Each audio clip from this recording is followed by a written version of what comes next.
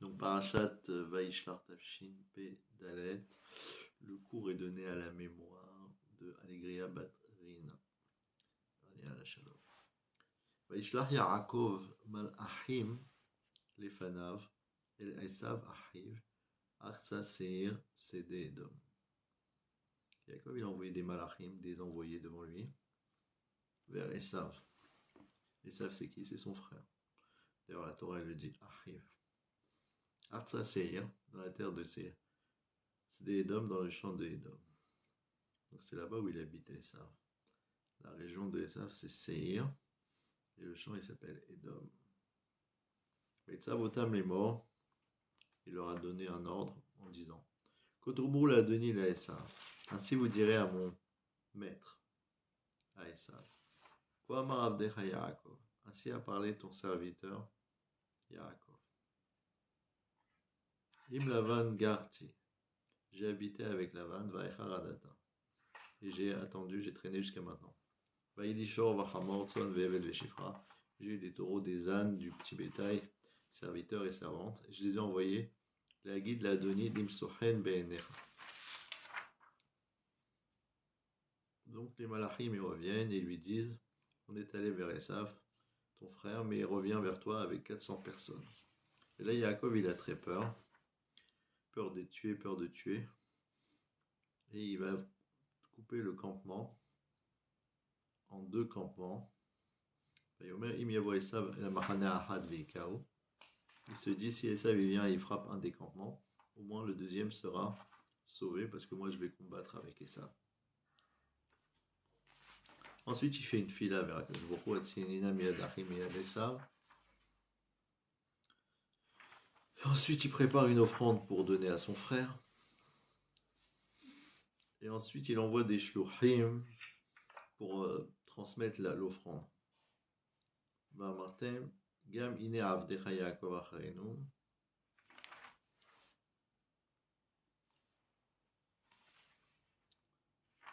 Voilà. Ensuite, il a la fameuse rencontre avec le malach. Il y a un combat pendant toute la nuit.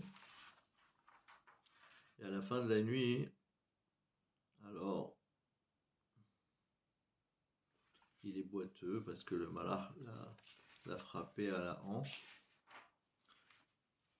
Mais au moins, il a reçu une promesse qu'on l'appellera plus Yaakov, mais Israël, qui a la chaîne de Sar, le ministre. Et ensuite, il finit par se rencontrer Esav, se prosterner 7 fois devant lui. Et voilà. Donc c'est une rencontre qui nous paraît banale quelque part. Pourquoi elle nous paraît banale? Parce qu'il fallait bien que ça se passe à un moment ou à un autre. Yaakov Avinu, il a un différend avec son frère Esav. Il lui a acheté la Bechora. Il lui a volé la bracha. Enfin, pas volé, mais il lui a pris par ruse. Et Esav est très fâché contre ça. Et donc, il est parti se cacher chez Lavan Yaakov pendant une vingtaine d'années. Et maintenant, quand il revient, alors il envoie des malachim pour préparer la rencontre avec son frère Esav. Bon. Cette rencontre, elle se veut dangereuse. Puisque Esav, au bout de 20 ans, il n'a rien oublié. Il a toujours sa même haine, même ou un petit peu inférieure. Mais en tout cas, il se déplace avec 400 personnes qui ne sont pas des enfants gentils. C'est des personnes violentes qui sont censées attaquer Yaakov et le mettre en poussière. Donc Yaakov, il a très peur de ça. Très peur parce que il peut pas être sommaire, il peut pas s'appuyer sur un miracle. Il sait pas comment ça va se terminer. Et il se dit est-ce que j'ai suffisamment de srouillot pour mériter de combattre contre Esav?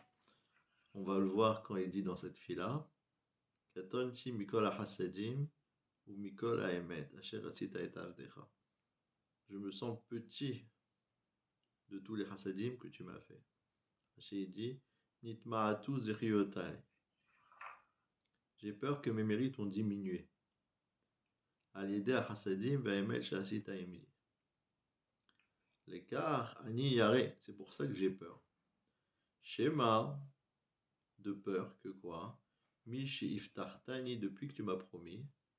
Nitlachlachti bachet. J'ai été entaché par la faute. Vigrom li leimaser biad Esav. Qui ferait en sorte que je mériterais d'être tombé entre les mains de Esav. Donc il veut dire comme ça, il veut dire, si j'avais pas fauté, si je suis certain de ne pas avoir fauté, alors j'ai ta promesse, la promesse de Kilo Ezofra, Adasher. Je ne vais pas t'abandonner. Mais cette promesse, je subodore qu'elle a été faite à condition que je ne fasse pas d'Avéroth. Et si j'en ai fait, si je ne me suis pas comporté à 100% exactement comme tu attendais de moi, alors ça va me salir. La Avéra, ça salit la personne. Et si je suis pas présentable, alors la Midat Adin, la rigueur, peut s'appliquer. Et donc il risque de tomber entre les mains de Esav. C'est pour ça que je fais une fila. Atzilenina miyadachi miyad Esav. Qui arrête anochioto. Il dit parce que je le crains. Pen yavo veikani em albani. Le père qui vienne et qui me frappe avec la mère sur les enfants. Donc c'est Yaakov, il a clair la dimension de Esav. Que Esav, il n'aura pas de pitié. Il frappera les femmes, les enfants. Aucune pitié. Bata Martha était vetimimar, vesamti et zarcha kiroalia, meshol et saper merov. Toi, tu as dit, je te ferai du bien par ton sroud, par le sroud de tes parents, et je placerai ta descendance comme le sable qui est au bord de la mer, qu'on ne peut pas compléter, tellement il est nombreux. Donc pour l'instant, on est dans la première phase où Yaakov, il met vis-à-vis de nous en place les éléments de sa crainte. Une crainte qui paraît parfaitement justifiée. Maintenant, comment il va se tirer d'affaire de cette situation où il marche et vient à sa rencontre un ennemi armé accompagné de gens dangereux. Alors il prépare un cadeau. Un cadeau en donnant des chèvres, des chameaux, des brebis, même des vaches, des taureaux, des ânesses, des animaux comme ça, des mules. Il va donner un certain nombre d'animaux assez importants pour Esav. Et il sépare les troupeaux l'un derrière l'autre pour lui en mettre entre guillemets plein la vue, qui voit arriver des cadeaux, etc. En disant voilà, tout ça c'est ton serviteur Yaakov qui envoie une offrande pour toi. Et lui aussi, il nous suit. Et va Martem Gamine Avdecha Yaakov Acharenu. Ton serviteur. Combien de fois il a dit ton serviteur dans cette paracha? Au début, il y a marqué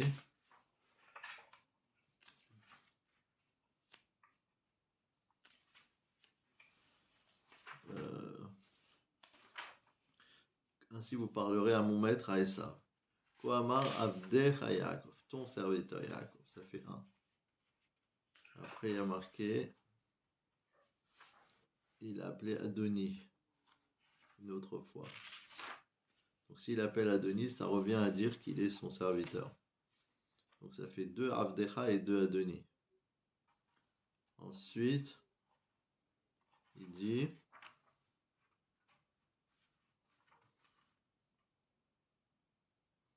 quand tu vas rencontrer les Esav, tu lui diras les Avdecha Yaakov, ça fait 5. Et après, Mincha Shelucha Adoni, ça fait 6. Et ensuite, Gamine Avdecha Yaakov, ça fait 7.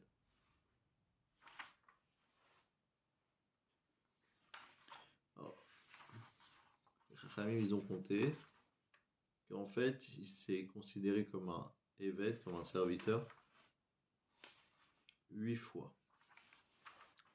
Je sais pas où il est l'huitième fois.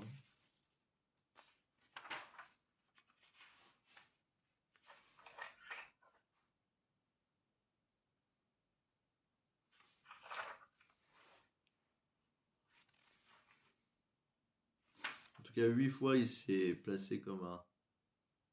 Comment c'est marqué?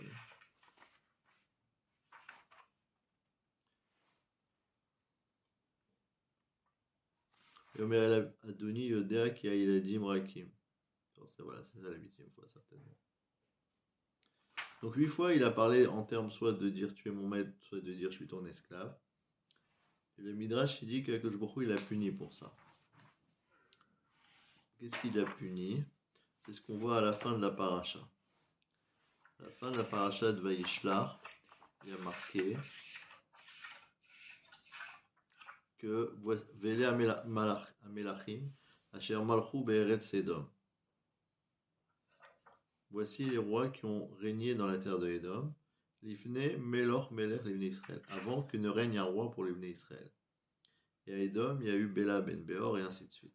Alors Rachid dit là-bas dans le pasuk Lamed Aleph, Vele Amelachim, Shmona Ayu, il y avait 8 rois. Ukenegdan et Emid Yaakov, Ubalchut, Ubitel Malchut Esav Bimeh. Et il dit, Yaakov aussi, il a eu le droit à avoir 8 rois après.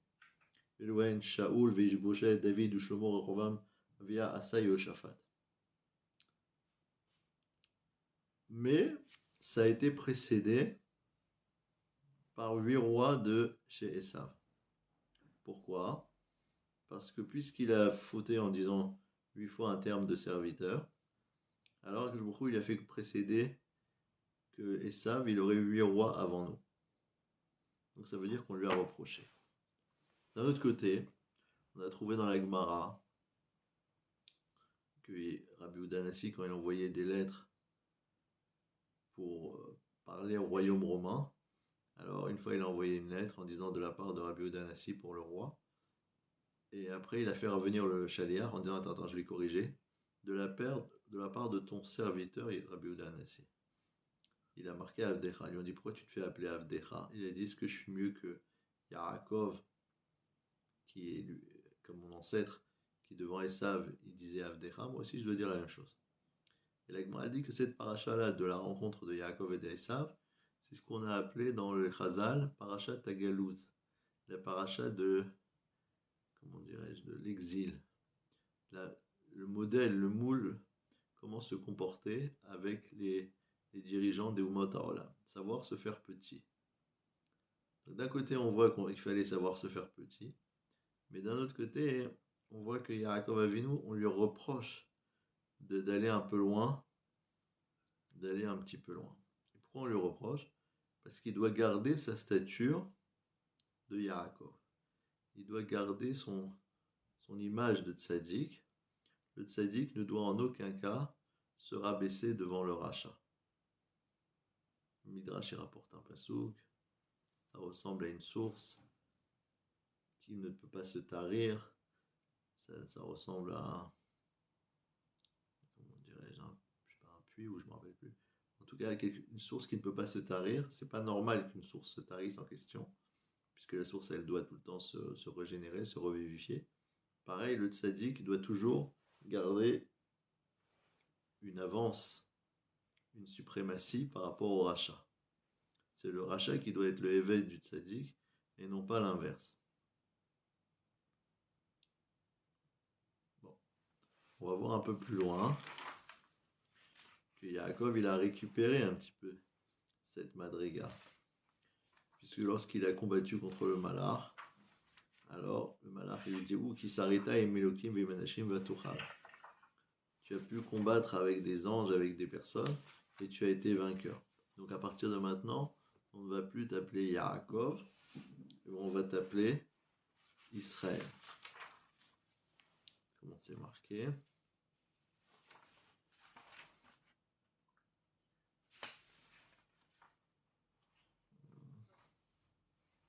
Voilà.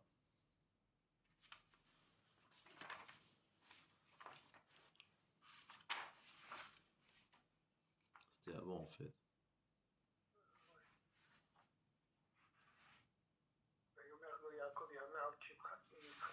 Quel pasouk c'est où c'est?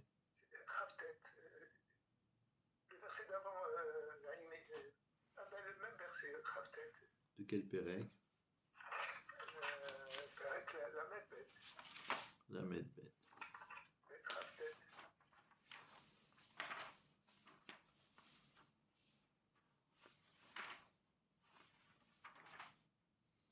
Voilà.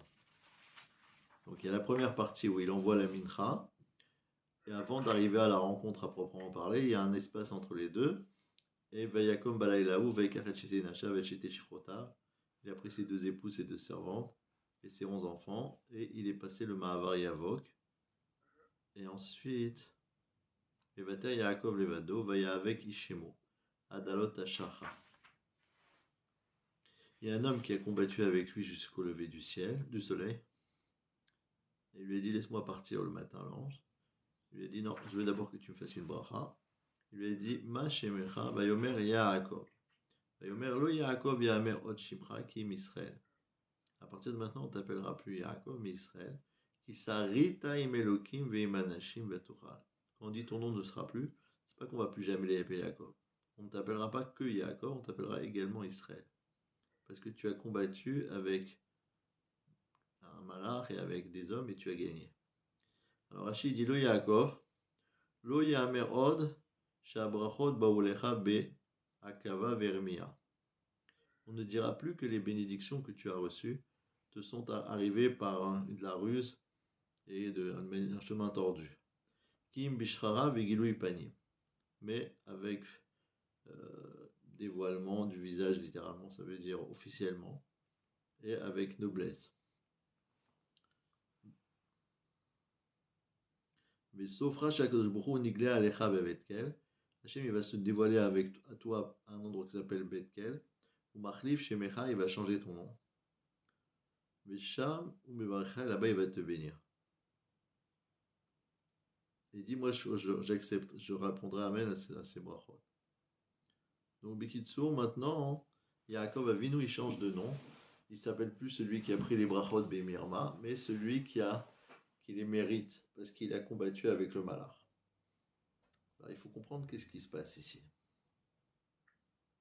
Maintenant, Yaakov Avinu, il prend une certaine notoriété, une certaine élévation qu'on a l'impression qu'il n'a pas au début de la paracha, quand il est prêt à se rabaisser devant Esav.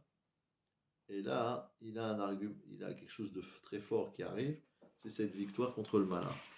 Et ensuite, il va s'en servir pour exprimer à Esav, en lui disant je suis content de te voir.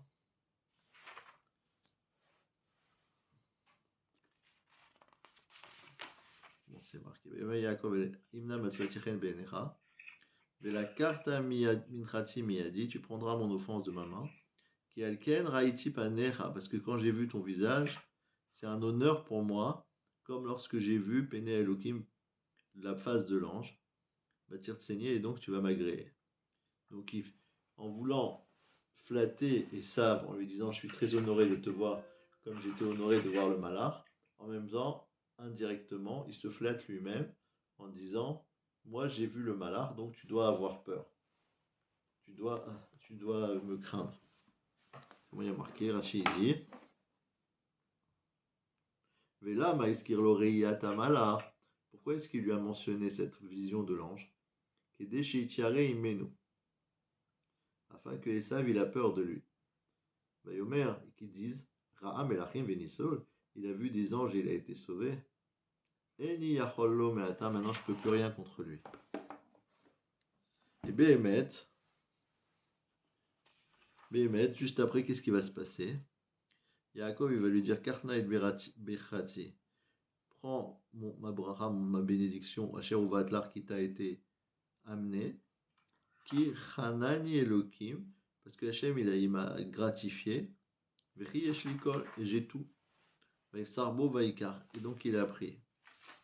Alors que ça, au départ, il ne voulait pas prendre. Parce qu'il avait dit non, Juste avant, il est marqué Vayomer Esav Yesh li Rav. Moi, j'ai beaucoup, mon frère. Yilecha asher lach. Que ça reste pour toi ce qui est à toi. Rashi dit que ça veut dire quoi? Yilach asher lach. Que reste à toi ce qui t'appartient.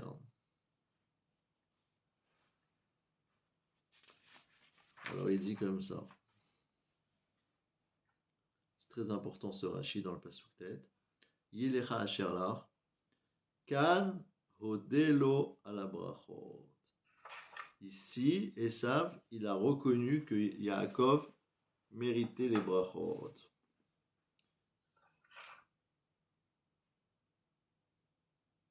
Ça veut dire quoi? Yilach asher lach. Pourquoi il n'a pas dit simplement Yesh li Rav? J'ai beaucoup, non, c'est pas la peine, merci. Tu veux m'offrir un cadeau? Non, j'ai beaucoup. Pourquoi il lui dit non, garde ce qui est à toi? Ça veut dire garde les brachot que tu as eus, tu peux les garder, tu peux les mériter. Donc on voit que petit à petit, dans le Mahalar de la Paracha, il y a une véritable ma'afecha. Il y a une véritable révolution, renversement de situation totale. Au départ, Yaakov, il a peur, même pour sa propre vie, en allant rencontrer Esav. Mais ensuite, progressivement, au fur et à mesure où il se prépare, par la prière, par le cadeau, par la guerre, ensuite il a affaire à l'ange de Esav, Vayevater Yaakov Levado.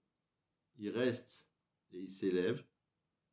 Il reste seul, mais là-bas il y a marqué qu'il a combattu avec le malach et que la poussière de leur combat est montée jusqu'au trône céleste, jusqu'au Kisei HaKavod.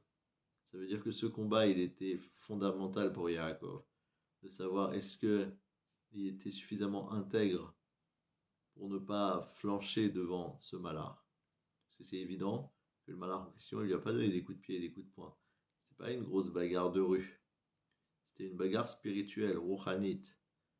Est-ce qu'il y avait une perfection intérieure, intègre en Yaakov grâce aux brachot qu'il a reçus, et donc il les mérite, ou bien non, ou bien malgré les brachot qu'il a obtenus, il n'a pas réussi à se parfaire intérieurement, et donc le malach est en droit de l'endommager.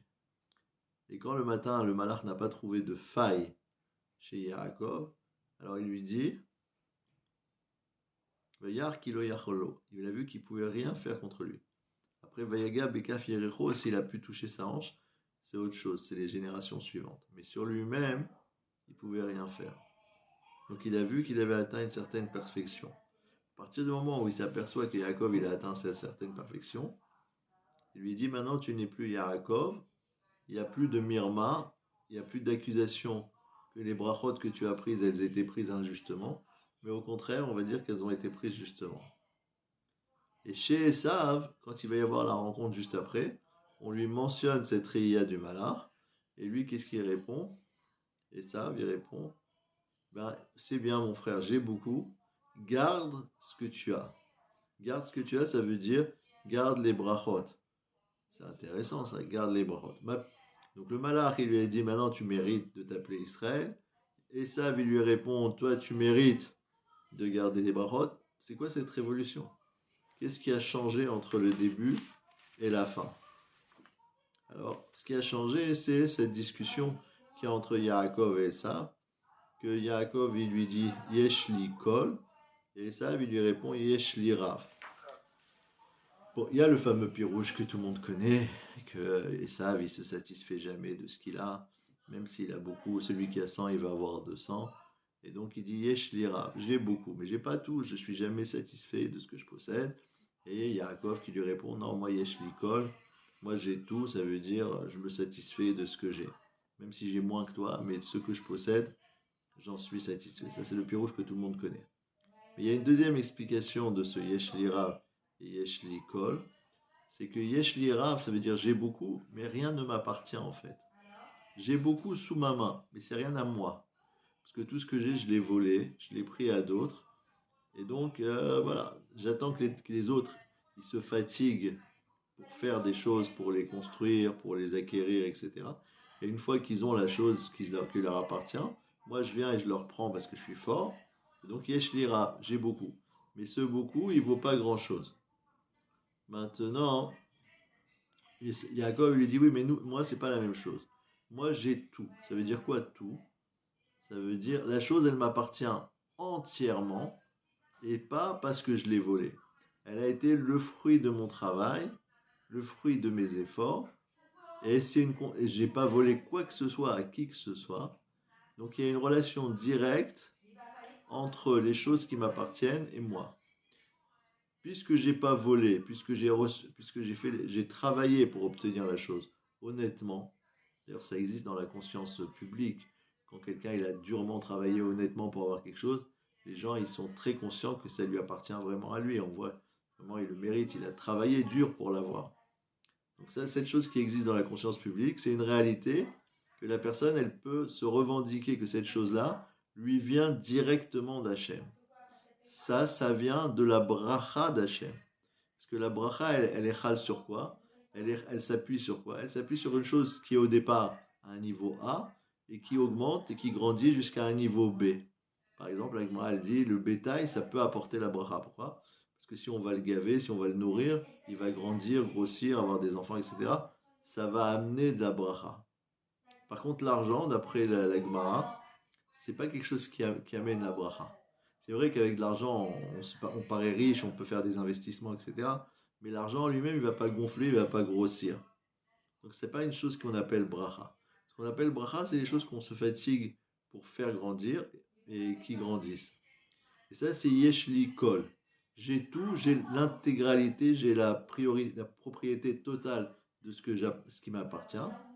Et quand il entend ça à Esav, il a dit donc là, la bracha qui lui a été donnée, il peut la garder. Si Bémet, il n'a rien volé à qui que ce soit, si Bémet, tout ce qu'il possède, c'est lui qui l'a fait fructifier, c'est lui qui s'en est occupé. Au point que maintenant, il est capable de me faire une telle offrande, de me donner une telle mincha, alors dans ce cas-là, j'accepte que sa bracha reste chez lui. Pourquoi? Parce qu'il me donne quelque chose avec cette bracha. Moi, de tout ce que j'ai, je ne peux rien lui donner. Pourquoi je ne peux rien lui donner? Parce que ce n'est pas à moi.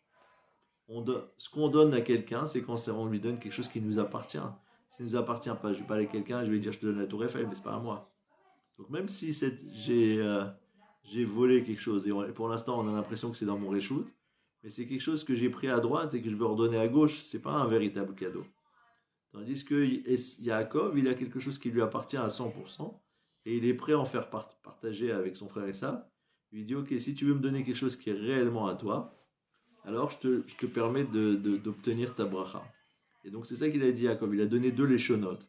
Il a donné Vela karta minchati miyadi, et un autre lashon qui est Karna et birchati. Alors ce cadeau, il s'appelle comment? Mincha ou bracha? C'est quoi la différence entre mincha et bracha? La différence est la suivante, c'est que mincha, c'est une offrande qui est faible, qui est petite. Le hani, quand il va au Beth Amikdash, il peut offrir des korbanot, ou bien il peut offrir des menachot. Mincha, c'est une petite offrande avec de la fleur de farine, un peu d'huile, etc. Alors quelle est la valeur de cette offrande? La valeur n'est pas par rapport à la taille du cadeau, comme s'il offre un gros taureau ou quoi. C'est très peu ce qu'il offre. Mais comme par rapport à lui, c'est beaucoup parce qu'il n'a pas d'argent, donc la valeur de l'offrande n'est pas liée au prix à sa valeur monétaire financière, mais elle est liée au fait que pour moi qui suis pauvre, c'est énorme. Quand je donne quelque chose qui est énorme pour moi, alors ça s'appelle que j'ai fait un effort, et donc Hachem il accepte ça comme si c'était une grande donation. Donc il lui a dit, je sais que tu as beaucoup. Et quelqu'un qui a des millions, même si on lui donne 2000 euros, pour lui c'est pas un cadeau. Mais prends-le en tant que minchatim, il a dit. Sache que pour moi c'était un effort de faire grandir ces animaux, de travailler jour et nuit pour les nourrir. Et je te les donne et c'est prêt à consommer. C'est exactement comme toi tu adores. Toi tu adores quoi, Esav? Tu adores que les autres se fatiguent au maximum. Et ensuite toi tu viens et tu récoltes les fruits de ce que les autres ils ont travaillé. Ben, c'est exactement ça. Karna et birchati asher uvat lach. Birchati on va expliquer dans un instant. Mais en tout cas il lui dit asher uvat lach. Ça t'a été amené. Rachid dit lo tarachtaba. Toi tu t'es pas fatigué. Vani yagati la gia acheba leyadecha. C'est moi qui me suis fatigué jusqu'à ce que ça vienne entre tes mains. Maintenant, pourquoi il lui dit Karna et Birchati? C'est que entre les deux, entre les deux, il lui a dit Yilecha asher alach, que tu puisses garder ce que tu as, ça veut dire garde la bracha. Alors il dit si tu considères que je peux garder, alors moi je te dis karnaït bechati, tu peux prendre de ma bracha, puisque maintenant tu considères que la bracha m'appartient, alors je suis en droit de te faire profiter de cette bracha.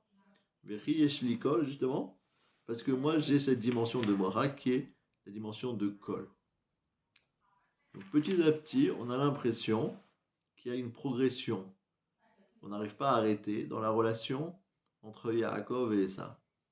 Yaakov et Esav, c'est deux frères, c'est deux dimensions. Shne goyim bevitner, shne leomim imair iparidou. C'est deux royaumes, c'est deux entités, c'est deux modes de pensée, c'est deux civilisations. Et donc normalement, c'est voué à une milchamat midit, c'est voué à une guerre permanente entre Yaakov d'un côté et Esav de l'autre. Yaakov qui veut s'attacher aux valeurs spirituelles, rouchaniot, et Esav qui lui veut prendre la geshmiut, et ça le dérange qu'il y ait quelqu'un qui ait un autre objectif dans ce monde-ci.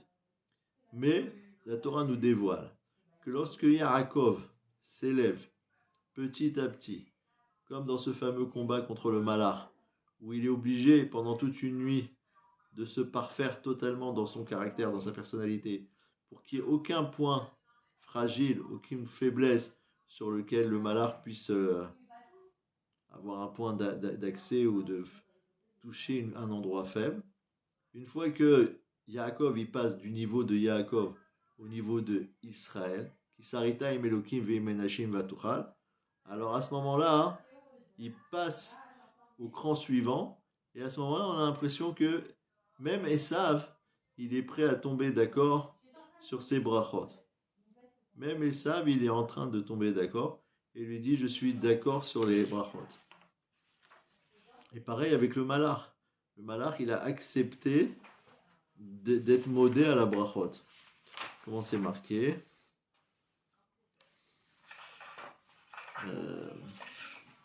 Lo Yaakov Yamer Od Shemecha. On va plus dire que tu t'appelles Yaakov, mais Israël.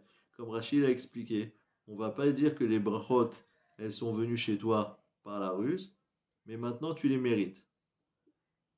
Et Akadosh Baruch Hu, il va te changer ton nom et il va te bénir. Et moi, je serai d'accord. Vodé lecha aleim. Le malach, c'est le Saro chez la Esav. Cet ange-là qui est venu, c'était l'ange de Esav. Alors, il dit, moi, je serai d'accord sur ces brachot et je dirai Amen sur ces brachot. Alors maintenant, la question qui reste, c'est la suivante. Si Yaakov Avinu, il a combattu Saro chez Esav, donc c'est fini. Une fois qu'il a gagné contre le Sar de Esav, il n'a plus rien à craindre de Esav lui-même qui va venir le frapper.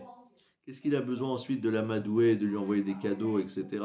Jusqu'à ce que Esav, en pratique, il finisse par être d'accord et qu'il embrasse son frère. Et comme Rachid dit là-bas, il l'a embrassé de tout son cœur, etc.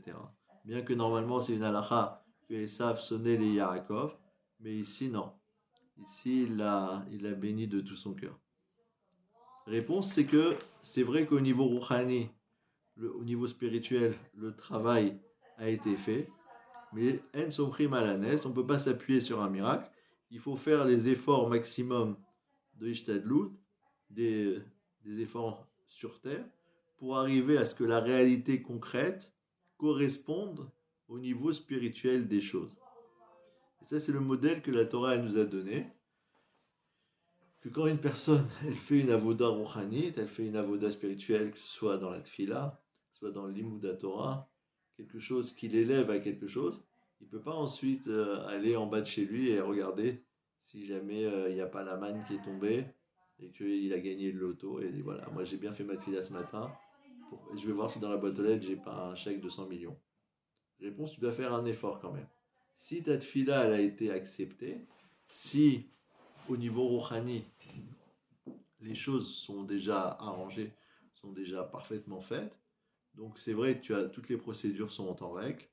Maintenant, il faut que concrètement, tu vas parfaire cette dimension rouhani, cette dimension spirituelle, au point que même dans la Geshmiut, au point que même dans le monde matériel, il ne va plus rester rien du tout qui fera Hatzitza, qui va faire une séparation entre ton niveau personnel et cette rouhaniout qui est la tienne. Et ça, c'est ce que la Torah, elle appelle le combat de Yaakov avec le Malach. Le combat de Yaakov avec le Malach, c'est quoi?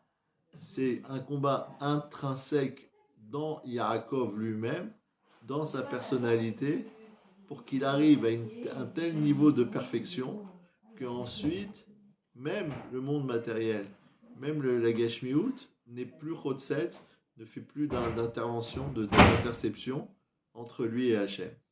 Ça, c'est quelque chose d'absolument phénoménal. Et ça, c'est ce qu'on appelle aussi la dimension que quand le Mashiach il va venir, alors tous les rois de la terre, ils vont prendre leur couronne et lui donner. En disant, voilà, c'est toi le Melech HaMashiach, nous on s'annule devant toi. On s'annule devant toi. Et donc il y a quelqu'un qui avait posé la question, il avait dit, mais si jamais, qu'est-ce qu'on fait? Si jamais il y a un roi qui veut pas enlever sa couronne devant le Mashiach, qu'est-ce qu'on va faire? Alors il lui a dit, si c'est vraiment le Mashiach, tout le monde voudra enlever sa couronne devant lui. Parce que le degré de perfection qu'il va exprimer, c'est pas une perfection personnelle sur lequel je peux être mitvakia, sur lequel je peux dire oui, je suis d'accord, non, je suis pas d'accord. C'est une perfection divine. Et à partir du moment que c'est une perfection divine, n'importe qui, toute la bria, elle est obligée de se rabaisser, d'être mitkofev, de se voûter devant cette perfection divine. C'est ça qu'on apprend, hein, la différence qu'il y a entre quelque chose d'imparfait et quelque chose de parfait. Quand quelqu'un il a un niveau spirituel qui est imparfait, même s'il est très élevé, il peut encore y avoir de la contestation. Mais à partir du moment où il atteint un certain niveau de perfection, où c'est tellement une proximité d'Hachem, ensuite tout s'annule et toutes les portes s'ouvrent devant lui. Tous les indicateurs sont ouverts. Plus rien ne peut le contrer. Pourquoi? Parce que c'est un guilouille, c'est un dévoilement du Yichud d'Hachem. Et dans ce Yichud d'Hachem, comment on appelle ça, les ennemis, les personnes qui dérangent, ils terminent leur rôle. D'accord? C'est comme quelqu'un, par exemple, il a été tourné un film, et il y a un ennemi, et il y a lui, donc jamais ça va s'en finir. Lui, il combat, l'ennemi il essaye de l'attaquer, etc. Ensuite, on arrête le tournage, on vient donner le salaire à tout le monde, les gens ils se serrent la main, ils s'embrassent, l'ennemi, l'ami, etc. Il n'y a plus de problème. Pourquoi? Parce qu'on est passé à une phase complètement différente. Maintenant, le film est terminé. Maintenant, on distribue les récompenses. Ou l'Avdil, comme il y a deux joueurs de tennis, on a l'impression qu'ils vont se tuer les uns les autres pendant le match. Et quand ça se termine, ils se serrent la main, ils s'embrassent et tout. Bah, ils sont copains ou ils sont ennemis? Mais ça dépend. Tant qu'il y a une possibilité de combat, ils sont ennemis. Une fois qu'il n'y a plus de combat, il y en a un qui a complètement gagné, l'autre il se rabaisse.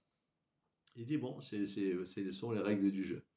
Donc il y a une dimension rouhanite qui s'appelle la perfection, qui surplombe, qui magnificie, qui passe à un rang complètement différent la relation. Et pendant toute la paracha, on va trouver que Yaakov, il essaye de passer d'une darga à l'autre darga. Passer d'un niveau à l'autre niveau. Il va lui arriver l'histoire avec Dina, qui va être prise. Et juste après, qu'est-ce que Hachem il lui dit?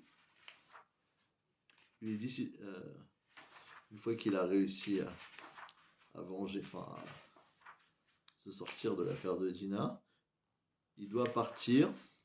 Et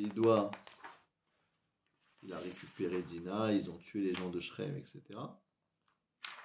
Il y a marqué, Vayomer Elohim el Yaakov, Koum ale Betkel, lève-toi et va à Bethel, Veshev Sham, Vease Sham Misbeach lekel anirei elecha.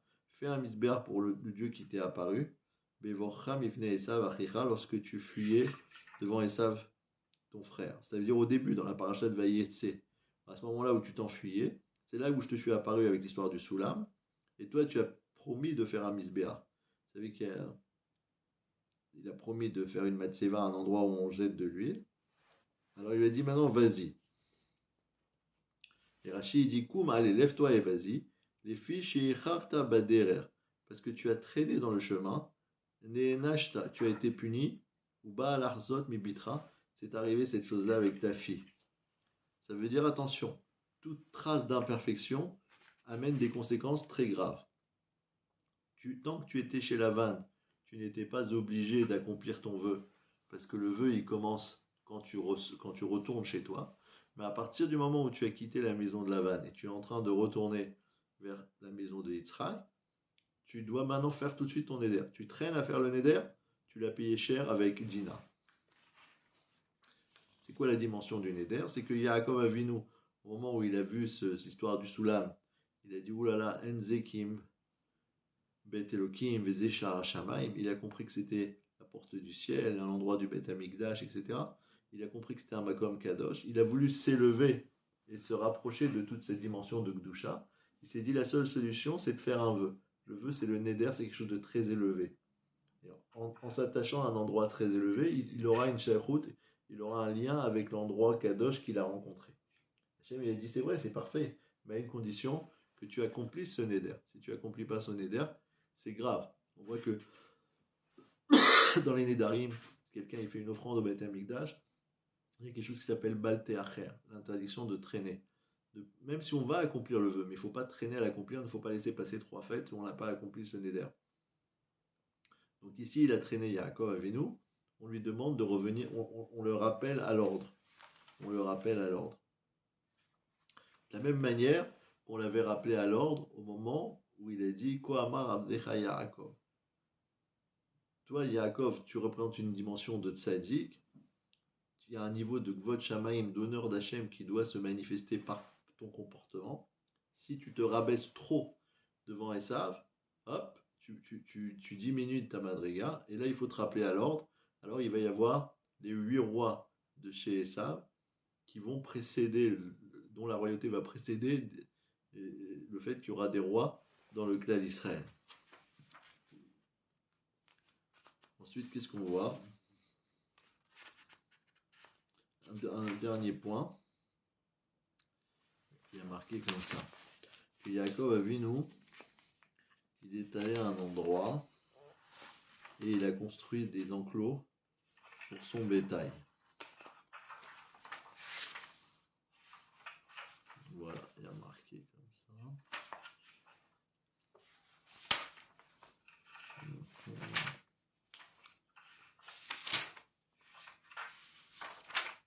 D'accord. Voilà.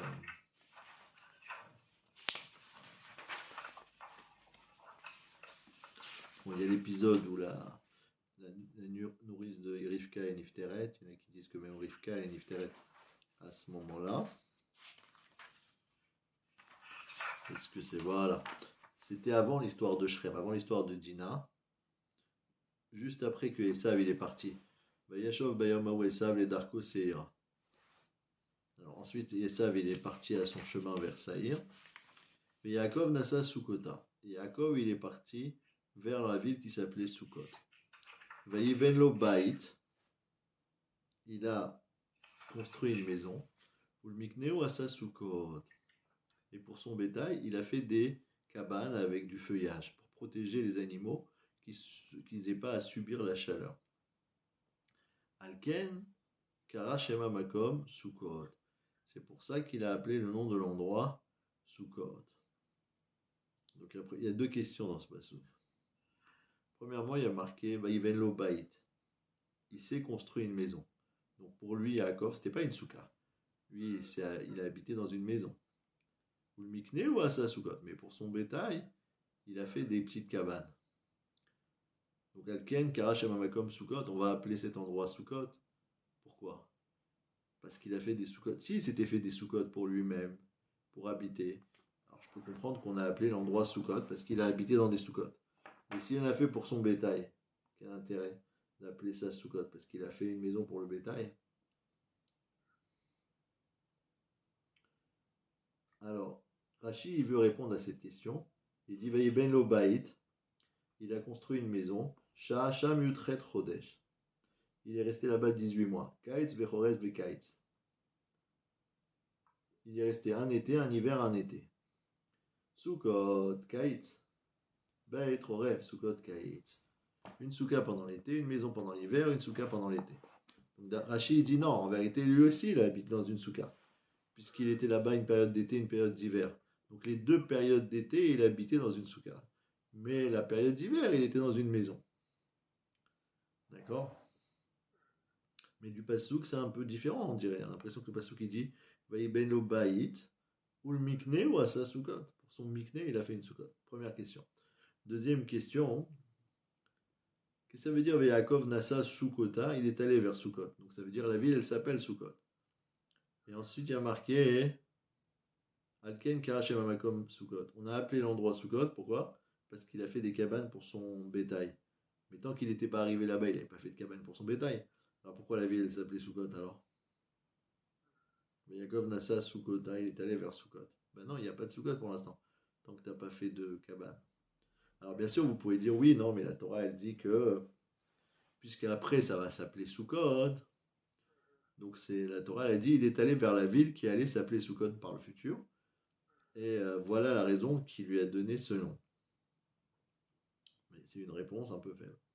Alors d'après ce qu'on est en train d'expliquer, c'est à prendre au sens, au deuxième sens. Ça veut dire quoi? Ça veut dire que Yaakov Avinu, pareil, dans cette recherche de perfection qui était la sienne en permanence, de dévoiler le Kvod Shamaim, l'honneur d'Hachem dans chacun de ses actes, de ne pas rester à un niveau inférieur à ce qu'on appelle un niveau de perfection. Alors, qu'est-ce qu'il a fait? Il a construit des petites cabanes pour le bétail. Et ça, en soi, c'est un chidouche. Parce que les gens, ils n'avaient pas l'habitude de s'occuper tant que ça du bétail. Le bétail, on lui donne à manger, ok. Mais de là à lui construire des petites maisons pour qu'il soit abrité du soleil, ça paraît comme l'Avdil, comme les goïms qui donnent un habit pour le chien et tout ça. C'est du luxe par rapport aux animaux. La Torah elle dit non, c'était un chidouche qu'il fallait faire. Pourquoi? Parce que Yaakov Avinu, il avait une dimension de Hakarat Hatov vis-à-vis de ce bétail. Puisque ce bétail, il lui amène la parnassa, il lui amène de la laine, il lui amène ceci, il lui amène cela.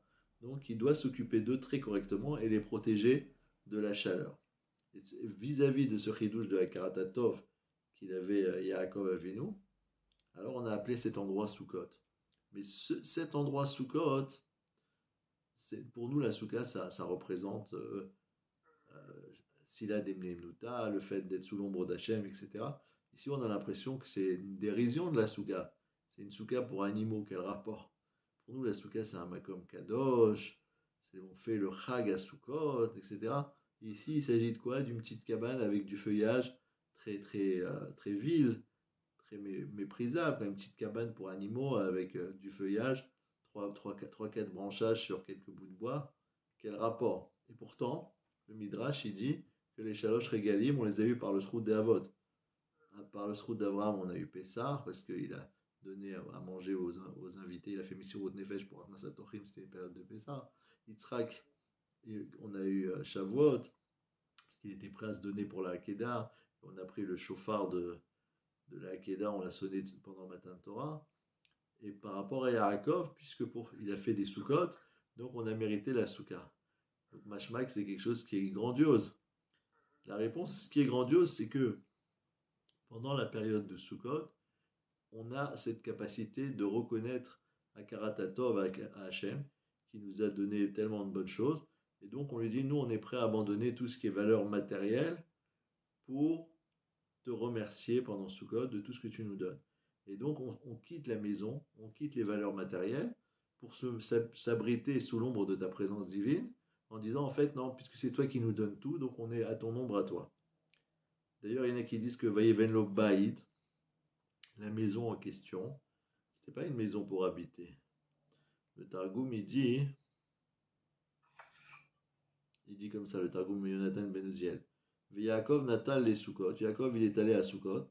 Veitiakev Taman, Tressar Yercheshata. Il est resté pendant 12 mois. Donc Rachid dit 18, Targum il dit 12. Ubanale Bet Midrasha. Il a construit un Bet à Midrash. Veligito Yavad Mitlan. Et pour ces animaux, il a fait une souka. Alken Karashema de Atra Souka, c'est pour ça qu'on appelle l'endroit souka. Donc ça veut dire quoi? Ça veut dire que Yaakov Avinu, il a dit, moi j'ai pas besoin de maison. Le Bet à Midrash, c'est ma maison. Moi j'habite au Bet à Midrash, j'étudie là-bas, je dors là-bas. Pour moi, ce qui est kavua, c'est le limoud. Maintenant, pour ce qui est mikneo, pour le bétail, alors là, oui, on leur fait des soukottes, midina karatatov, pour les remercier de tout ce qu'ils nous apportent. Mais cet akaratatov qu'on a vis-à-vis des animaux, c'est lié à la notion de bracha que Yaakov Avinu il a reçue. Parce qu'on a dit, c'est quoi la bracha? C'est être conscient que les choses viennent d'Akadosh Baruch Hu et qu'on doit se fatiguer pour les amener à ce qu'ils soient réuim la bracha.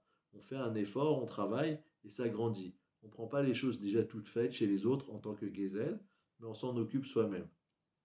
Donc, puisque le bétail, il était mécor de bracha, il se sentait une akaratatov vis-à-vis d'eux pour ne pas perdre le fil de dire que ces animaux-là, ils sont un vecteur de bénédiction et quelque part, il le relie à Hachem.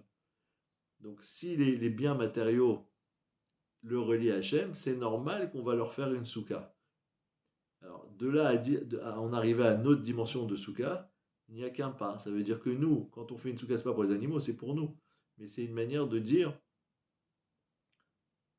puisque les biens matériaux nous relient avec Hachem, c'est à condition qu'on ait conscience qu'ils ne sont que matériaux et que quand on les reçoit, c'est au titre de bracha, de bénédiction, pour les faire grandir, pour s'occuper, pour les faire fructifier et mériter que ça vient d'Hachem par le fait qu'on est conscient qu'on ne va pas le voler, mais qu'on va s'occuper d'eux tout à fait honnêtement et on aura cette conscience que ça vient d'Hachem.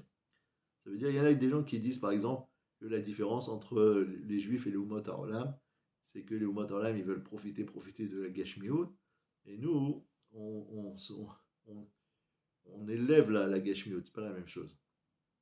Eux, ils veulent profiter, mais c'est complètement matériel.